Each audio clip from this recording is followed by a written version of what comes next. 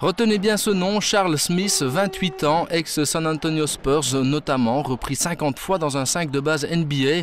À lui seul, l'Américain de Bologne aurait pu anéantir les rêves Pépin. Des Pépins qui, contraints à la victoire, entament la partie tambour battant, menant 7-2 rapidement par Guy Mouillat, puis 17-10 à la 7e minute.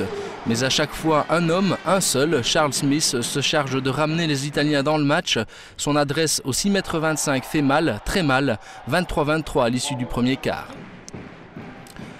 Maître Smith hors du match, voilà désormais la tâche des hommes de Bavčević qui ne trouvent pas la parade dans le second quart. La phalange pépine souffre sous les coups de boutoir de Smith, mais aussi de Podesta. C'est 33-39 à la 16e minute de jeu. Mais une nouvelle fois, les Blancs s'appuient sur leur qualité, un collectif soudé, un esprit d'équipe solide, des valeurs qui leur permettent de recoller au score 40-40 au repos. Smith a planté 29 points. Mais vous savez, un joueur de ce niveau-là, c'est de nouveau le budget de tout notre club ici.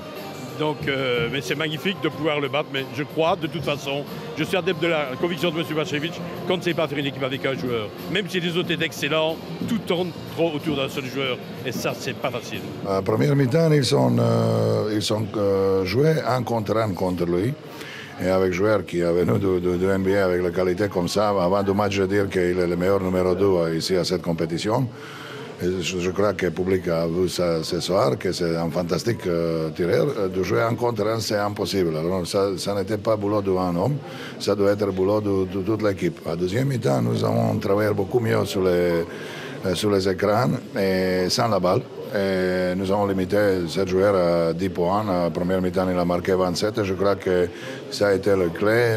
Le clé s'appelle ce soir Joship parce qu'à la deuxième mi-temps, il a fait ça avec beaucoup d'aide de coéquipiers.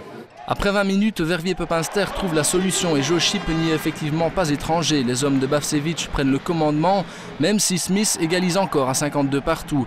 Les locaux prennent le large à 59-52, mais à la faveur d'une faute technique malencontreusement infligée au coach Pépin, les Italiens remettent une nouvelle fois les compteurs à zéro. La dernière fois, puisque par la suite, les Blancs prennent le large 63-59 avant le dernier acte. 10 dernières minutes qui voient le collectif Pépin donner sa pleine mesure. Chyp à nouveau, mais aussi Žesević alimente le marquoir. 81-69, il reste moins de 3 minutes.